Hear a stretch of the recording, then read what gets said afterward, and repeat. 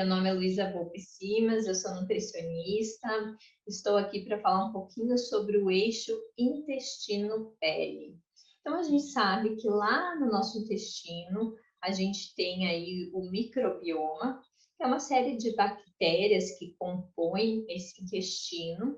E o que a gente sabe também é que a dieta ela está completamente correlacionada com a composição desse nosso microbioma. E que o intestino, ele está interligado com todo o nosso organismo, principalmente porque ele desempenha um fator super importante na absorção de nutrientes, na síntese também e na resposta de neurotransmissores. E esse intestino aqui, a composição dele, está interligada também com a composição do microbioma da nossa pele. Então, a pele, assim como o intestino, também tem aí micro-organismos que vão compor esse microbioma e também contém um biofilme, né? Então, a gente tem o biofilme intestinal e a gente tem o biofilme cutâneo. E que quando eu não tenho um microbioma adequado, ou seja, quando eu tenho uma disbiose intestinal, eu também posso ter uma disbiose cutânea. E essa disbiose cutânea está correlacionada a uma ativação imunológica e vai predispor o paciente a doenças de pele, alguns tipos de tumores, né? Então, obviamente, quando eu tenho que pensar tanto na pele quanto no intestino, eu preciso aí de nutrientes que vão modular tanto o meu microbioma intestinal quanto o meu microbioma da pele. Então, gente, a pele, ela interage com diversos fatores, né? Então, a gente tem o espossoma. Então, o que é o espossoma? O espossoma é o meio onde a gente vive, né? O meio onde o indivíduo ele está localizado. Então, se esse indivíduo ele tem aí uma exposição solar mais frequente, né? Então, em relação à intensidade, frequência, também a rotina que o indivíduo se submete em relação a produtos de beleza. Então, se ele usa um demaquilante, se esse demaquilante ele tem aí nutrientes, se ele é meio aquoso ou meio lipídico, se altera a barreira cutânea, se altera o pH dessa pele, né? Então, a rotina dele em relação à higiene da pele, os produtos de limpeza também estão correlacionados com esse espossoma. A própria poluição, né? Então, o que a gente percebe? A gente percebe que indivíduos que moram em meio rural têm uma pele completamente diferente daqueles que vivem em centros urbanos, até pela influência da poluição que acaba ativando alguns genes, por exemplo, que degradam colágeno ou que estão envolvidos com estresse oxidativo, né?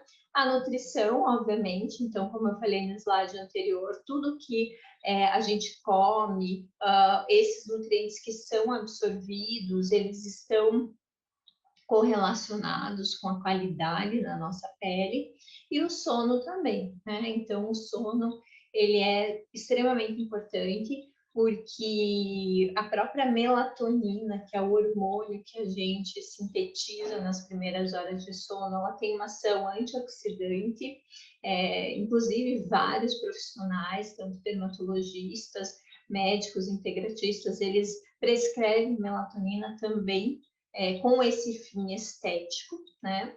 A gente tem os fatores genômicos, então a própria genética, as questões hormonais e também o sexo e a idade, né, que estão correlacionados. Então, a pele de um homem é diferente da pele de uma mulher, né? Então, a gente tem aí condições fisiológicas diferentes que são determinadas pelos fatores genéticos e a gente tem o microbioma, tanto o microbioma da pele quanto o microbioma intestinal, que eles interagem, né, de maneira sinérgica. Então, Tanto a pele interage com o intestino interage com a pele. E aí a gente tem as respostas frentes a inúmeras patologias ou alterações cutâneas.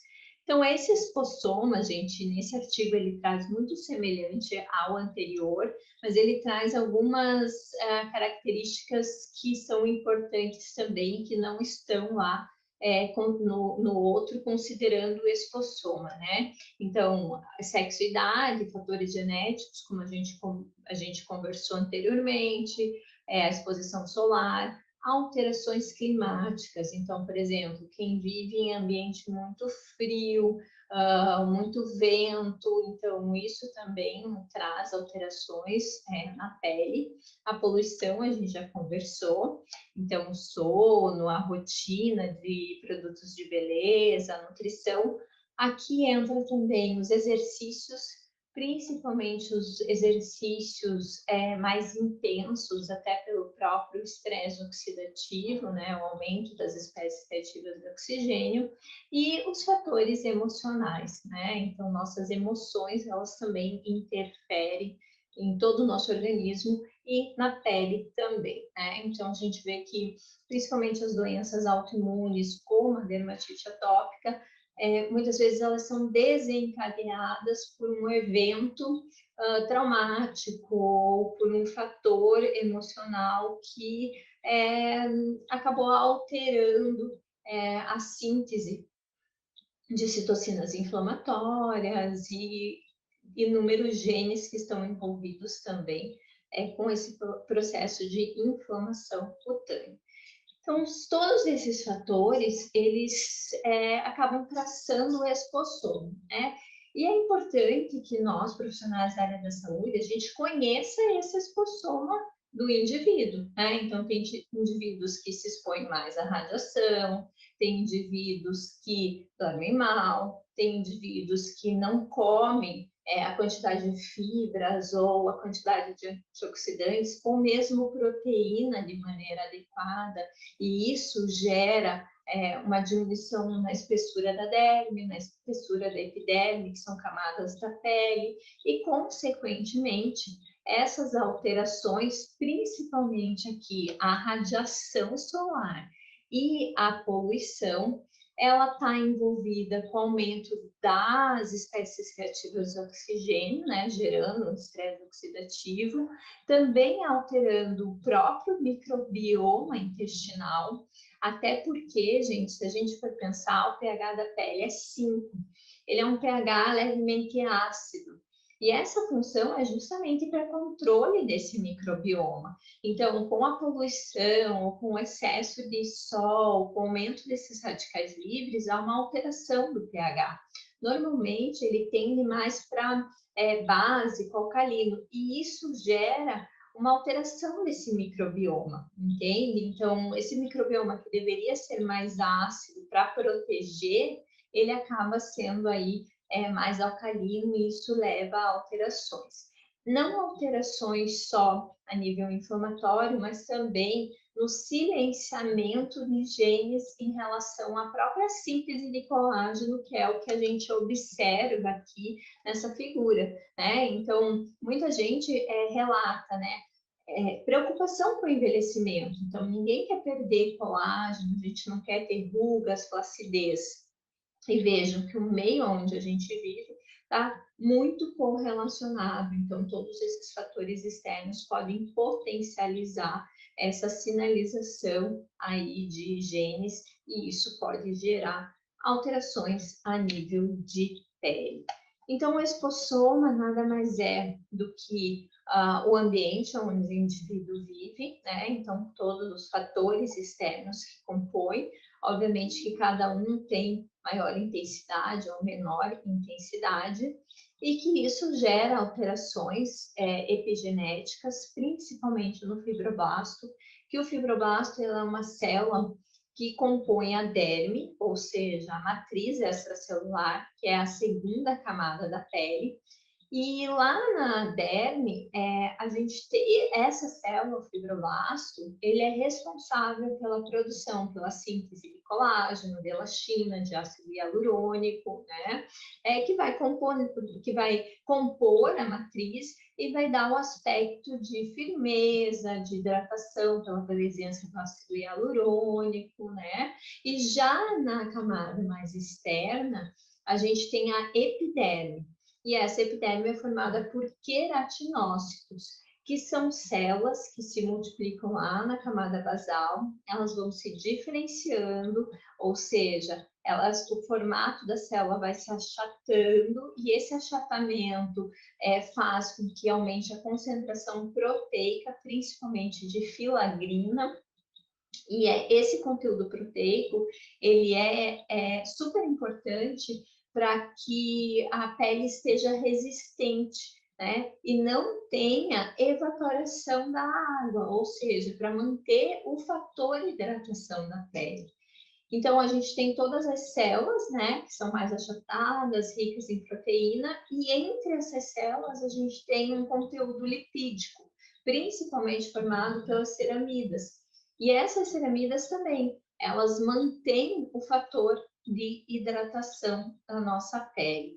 Então, tanto a produção de ceramidas quanto de filagrina no tecido, eles dependem da nossa nutrição. Então, da ingestão de proteína, da ingestão de carboidrato para síntese de ácido hialurônico, dos próprios antioxidantes para evitar, por exemplo, glicação de uma fibra de colágeno. Então, vejam como é importante tanto a gente pensar na nutrição em relação à ingestão, quanto no intestino saudável para a absorção desses nutrientes para chegar até o tecido alvo, né? Eu preciso absorver e eu preciso distribuir esses nutrientes até chegarem lá no meu tecido cutâneo, lá nas minhas células, para que realmente eu tenha aí um processo de epitelização, um processo de renovação ou de manutenção desse tecido. Então, quando eu tenho esses fatores externos e meu expossoma acaba sendo desfavorável, pelo aumento das citocinas inflamatórias, geração de espécies reativas de oxigênio, eu vou ter uma diminuição da matriz extracelular.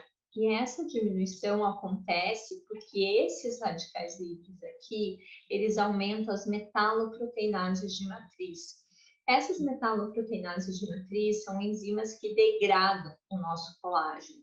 E essa degradação acontece no colágeno pré-existente e também há uma diminuição da síntese do colágeno, porque há uma diminuição da produção de fatores de crescimento, né? Então, eu tenho dois problemas. Eu vou degradar o que já existe e eu vou deixar de sintetizar. Então, aqui a gente chama de envelhecimento precoce, né? Então, seria assim, o envelhecimento cronológico mais um fator externo associado.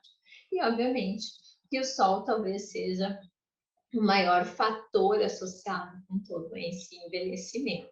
Então, o que a gente sabe é que quando a gente se expõe à radiação, e óbvio, estou falando de sol, mas a gente tem a radiação, a luz azul também, né, de tablet, de celular, principalmente na pandemia, o quanto aumentou o número de horas, né, de exposição a esse tipo de radiação, que também é nociva. Ela tem uma absorção, inclusive, até maior do que a UVA e a UVB. Se eu não tiver uma boa proteção, se eu não tiver enzimas antioxidantes como glutationa, superóxido de mutase, catalase, antioxidantes como vitamina C, vitamina E, ou os próprios polifenóis como as antocianinas, epigalocatequina galato, esse aumento de espécies reativas de oxigênio vai gerar uma degradação do colágeno, tá? Então, quando a gente está se expondo ao sol, nós não estamos bronzeando, a gente está inflamando e essa inflamação vai gerar o processo de melanogênese, que é a produção de melanina, e daí sim a pele vai hiperpigmentar. Tanto é que, se a gente observar aqui nesse artigo que mostra esse gráfico, quanto maior a exposição à radiação, né, a UVB aqui no caso, menor a expressão do gene que está envolvido com a síntese de colágeno. Por isso que a pele fotoexposta, ela tem o fotoenvelhecimento, que é a menor densidade dérmica, né? Ou seja, quando eu faço o teste de pinça, eu vou sentir que a pele está frouxa, que há uma frouxidão no tecido, e isso aí desencadeia o processo de flacidez, de rugas, então aquele aspecto de falta de hidratação. E todos esses espossomas, gente, eles interagem com o microbioma da pele. Então, olhem que interessante, né? A própria radiação dá aí condição para que algumas bactérias maléficas acabem se replicando, e isso aumente o NF-κB, que seria um fator inflamatório, o que está relacionado principalmente com alguns tipos de câncer, como os melanomas, tá? A própria acne, então, a influência da luz azul no aumento da acne, a própria poluição, tanto para a acne, vejam, o próprio estresse, aumento de cortisol envolvendo uma diminuição do pH e daí sim aumento das doenças de pele, os cosméticos, principalmente pela sua base, né? Então podem estar correlacionados com a alteração de pH, a própria nutrição no fator de hidratação, no aparecimento de rugas e também a falta de sono em relação à disfunção barreira e alteração da elasticidade, né?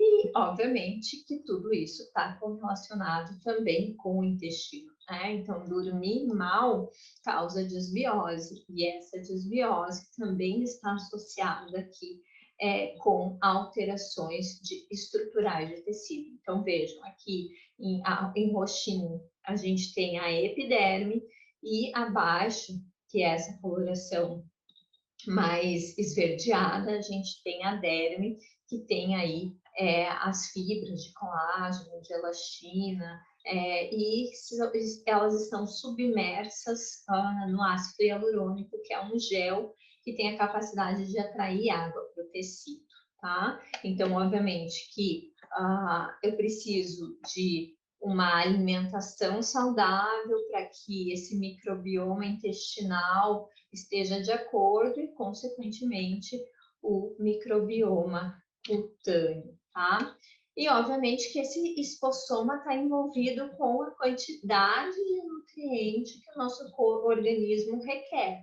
Então, quanto mais eu me expor à poluição, a tabaco, à radiação, eu vou precisar ingerir uma quantidade de nutrientes, de fitoquímicos maiores. Então, tanto é que nesse artigo, o que ele coloca? A ingestão de carotenoides, que a gente sabe a importância desses carotenoides em relação à quantidade de espécies reativas de oxigênio que eles conseguem barrar, né? Então conseguem estabilizar esses radicais sem danificar.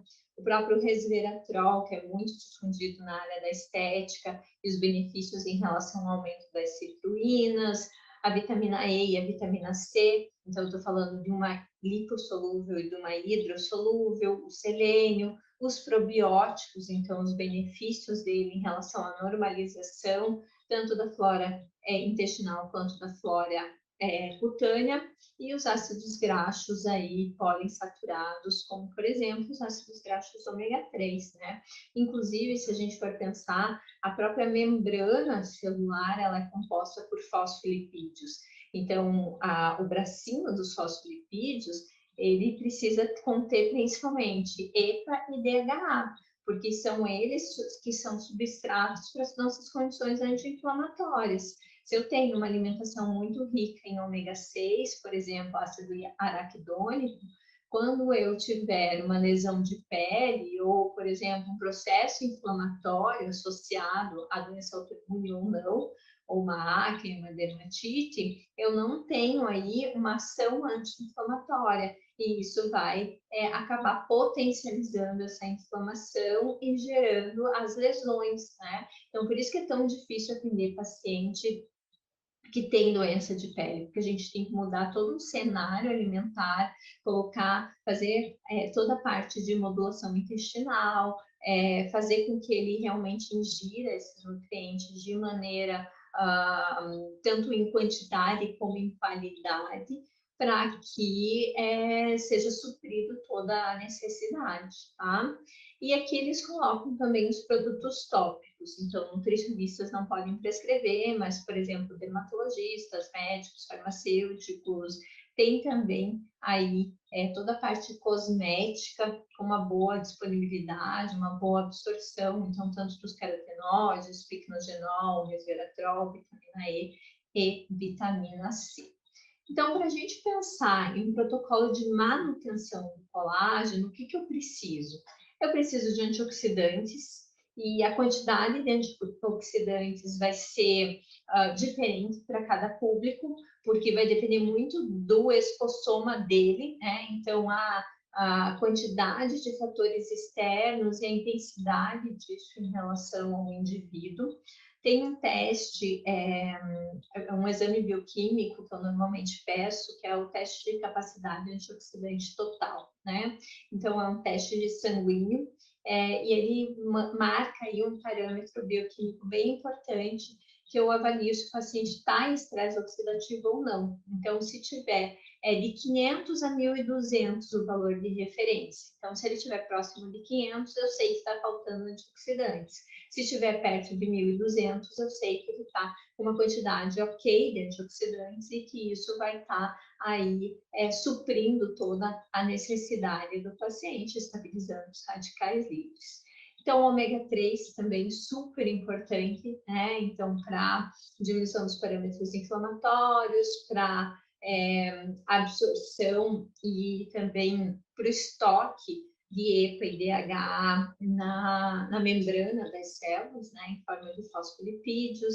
A vitamina D também bem importante, até porque ela é sintetizada via radiação e a gente sabe dos benefícios dela em relação à produção hormonal, também o próprio estresse oxidativo, os probióticos. Então, hoje a gente já tem aí cepas específicas para a pele e que vão modular todo esse sistema de microbioma, sistema intestinal e da pele. Os aminoácidos, então, a importância da proteína em relação ao aumento da filagrina, que é aquela proteína que está lá no queratinócito. Então, normalmente a gente suplementa esses aminoácidos até para que o paciente consiga atingir o nível de proteína adequado para ele. O silício como estimulante de fatores de crescimento para síntese de colágeno, também ele faz o cross-link do colágeno, então ele deixa esse colágeno mais resistente.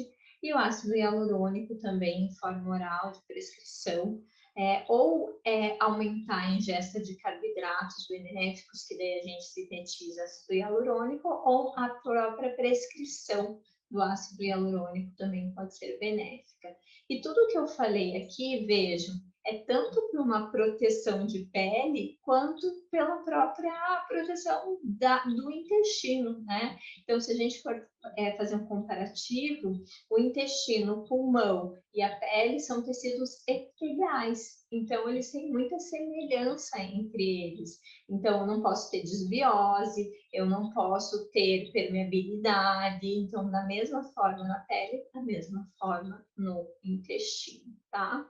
Então, obviamente que todo esse contexto de envelhecimento está muito presente no consultório, né? Então, as pessoas querem envelhecer bem, querem envelhecer saudável.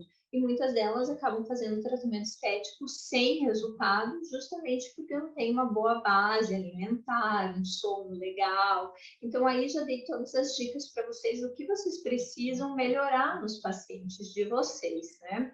E aqui a gente já entra num outro contexto, que é quando o paciente apresenta uma característica patológica, né? Então, por exemplo, a dermatite atópica.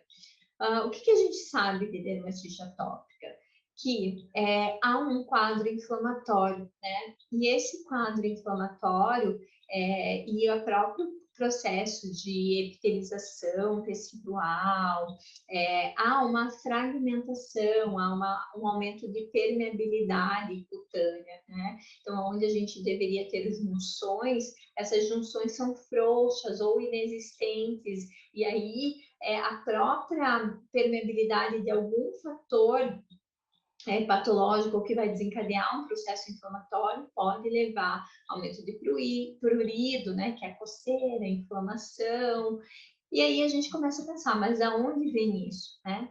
Uma programação metabólica, talvez, que não seja tão eficiente, onde a mãe teve aí um aumento da exposição, à exposição de agentes patogênicos, ou, por exemplo, não teve uma boa nutrição, ou se expôs muito à poluição, a xenobióticos, né? O ambiente onde ela vive mais perto de um centro do que da área rural, então isso também influencia, né? Fora a questão genética. Então, veja, quem tem essas alergias, essas patologias de pele, tem uma diminuição da expressão de filagrina, né? Então, por isso que é necessária aí a suplementação, às vezes, de 1 ou 2 doses de aminoácidos essenciais, sendo importantes para aumento da expressão, né? E alteração também epigenética. Há uma diferença de microbioma, então aqui a probiótico terapia também seria adequada, mas muito mais do que isso é pensar nos alimentos que vão fazer com que realmente esse intestino esteja funcionando de maneira adequada, que a fermentação desses nutrientes estejam acontecendo, até para a ação dessas bactérias, né? Então, a gente tem aí a função de orientar a ingestão de fibra, de água, de qualidade, para que realmente essa ação intestinal esteja acontecendo. Então, tanto no fator pré-natal, no processo de gestação e também a própria primeira infância da criança, quanto mais ela estiver exposta a antibióticos, a agentes nocivos, a pesticidas, agrotóxicos, ela vai tender a ter uma desbiose intestinal e também uma desbiose cutânea. E isso com uma ativação do sistema imunológico, mais que o fator genético, aí está instalada, desencadeada a patologia, tá? Então, esse artigo aqui é fantástico, né? Então, o que a gente vê? A gente vê tanto aqui o epitélio intestinal, né? Então, a gente tem aí os enterócitos, eles têm junções, e aqui a gente tem o microbioma, né? Então, se eu tenho uma alteração, uma permeabilidade, como a gente chama, né, de leaky gut, significa o intestino cotejante, então a gente já tem uma ativação do sistema imune, tá? E na pele a mesma coisa, a diferença é na estrutura do sistema epitelial, né? Então aqui, ó, a gente vê o extrato córneo, que são células mortas, mais achapadas, como eu expliquei para vocês inicialmente. Aí a gente tem os queratinócitos e a camada basal, né? E lá embaixo o fibroblasto, que tem colágeno, elastina. Então, vejam, qualquer alteração nesse microbioma ou entre as células vai gerar um componente inflamatório, que é no caso da psoríase também. Então, tanto a dermatite quanto a psoríase, elas são caracterizadas por uma disfunção barreira, que é essa alteração de permeabilidade, e também o processo de queratinização, que no caso da psoríase está aumentada. Então, por esse fator imune e por aumento das citocinas inflamatórias, lá na camada basal há uma constante proliferação desses queratinócitos. Tanto é que a formação de placas de psoríase acontece da noite para o dia, né? E a descamação, aquela lesão mais úmida, que também é fruto dessa alteração de pH, dessa desse aumento de permeabilidade, da diminuição da quantidade de filagrina e, consequentemente, da alteração bacteriana. Tanto é que aqui o que a gente vê? A gente vê que o intestino está em desbiose, né? Então, a própria probiótico terapia pode ser uma das terapias implementadas, junto, obviamente, com as mudanças alimentares, para tá minimizando esses efeitos e deixar a doença em remissão, tá? Então, como eu falei para vocês, a dieta, gente, é o fator principal.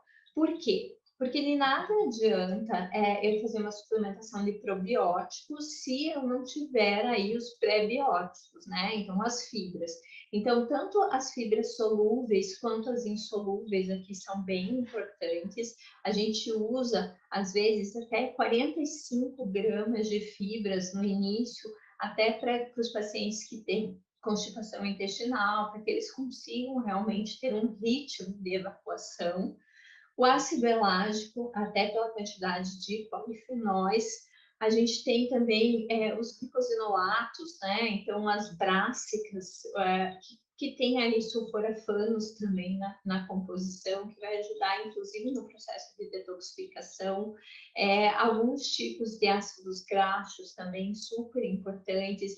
Então, todos esses nutrientes, junto com o microbioma saudável, vai gerar aí substâncias como butirato, propianato, acetato, né? Então, ácido linoleico conjugado, por exemplo, que são quimiopreventivos, né? Então, quando a gente fala, inclusive, de alimentação, a gente depende desse microbioma, dessas bactérias, para que elas transformem essas substâncias e que realmente elas façam aí desempenho no papel delas em relação à saúde, né?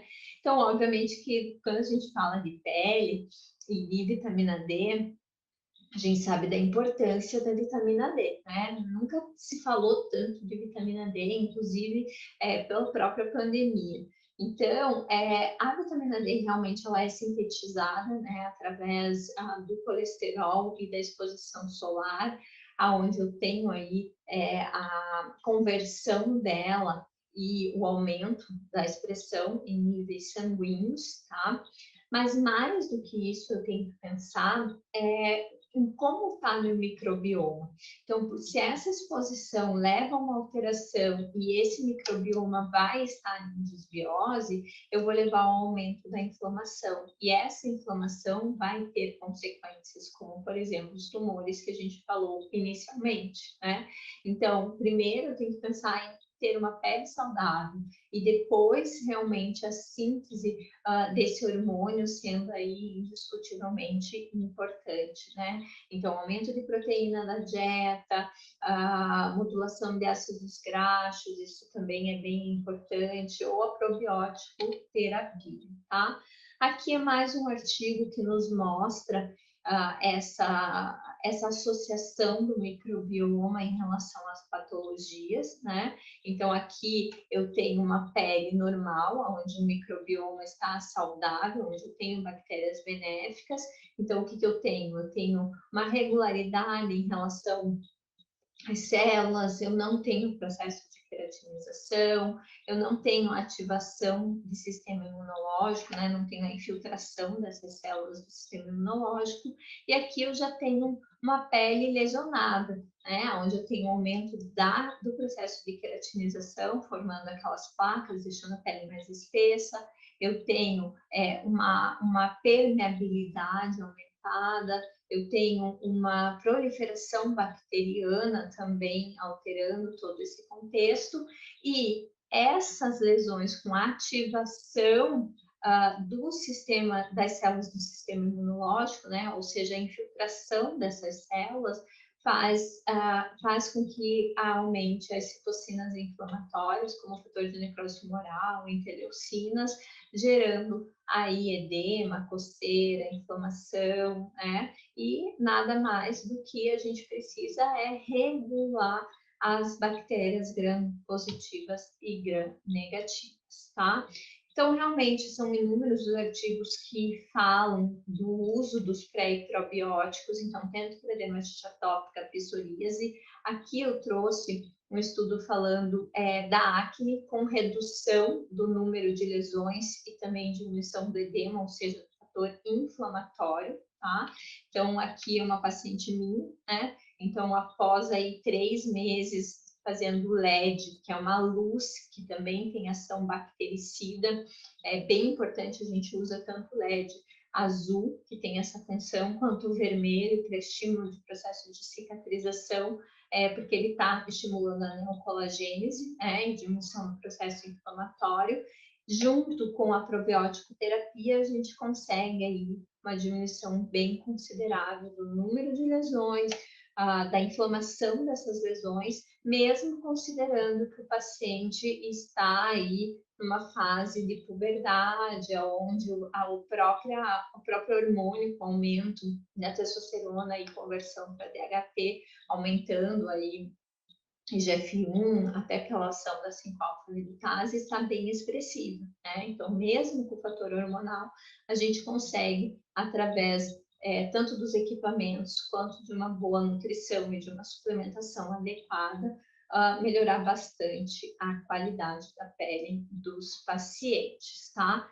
Então, a probiótico terapia é benéfica, tanto tópica quanto oral, tá? De preferência, usar produtos que tenham tanto pré e probióticos na composição, e de forma oral, a gente tem aí que não só fornecer o probiótico, mas também as fibras da dieta, para que realmente esse probiótico tenha o efeito bifidogênico e que essas bactérias tenham um efeito bifidogênico e que tragam benefícios para o nosso organismo, né? Então, aqui é um estudo que fez um comparativo em relação ao uso dos lactobacilos. Foi usado aí o Lactobacillus reuteri, né, em relação às interleucinas inflamatórias, comparado com o dexametasona, tá, que é aí um corticoide, que é muito usado em dermatite atópica, psoríase, em doenças de pele. E o probiótico foi bem efetivo em relação ao comparativo com a medicação, principalmente na diminuição da interleucina 6 e da interleucina 8, que são interleucinas inflamatórias em relação ao agente agressor, que nesse caso foi o UVB, tá? Aqui da mesma forma, né? Então ele teve aí uma diminuição bem interessante. A gente está falando de uma cepa só, né? Esse foi um dos casos recentes que eu atendi no consultório. Então, uma criança de 8 anos, né? Essa criança, ela chegou com um quadro bem comprometido de dermatite atópica, com muito prurido, lesões abertas. A gente começou a fazer tratamento oral, tratamento tópico e também a luz de LED. Então, em 20 dias, ela já teve uma boa cicatrização e remissão da doença. Com 40 dias, praticamente a resolução total. Hoje ela está em remissão, né? Mas o protocolo dela, o que eu usei? Usei prebiótico, principalmente associei fibra na dieta, junto com probiótico terapia, usei ômega 3 e vitamina D, ácido hialurônico e silício, e aumentei a ingestão de aminoácidos. Como ela não conseguia comer muito volume de alimentos proteicos, eu coloquei doses de aminoácidos essenciais, e ela realmente teve aí uma melhora em relação à espessura da pele e na diminuição da permeabilidade. Além disso, eu costumo pedir o exame, né, de intolerância e alergia alimentar. Eu peço normalmente esse, né, que eu estudo de intolerância alimentar A200, ele vem 200 alimentos, e ele traz aí tanto IgE quanto IgG, né?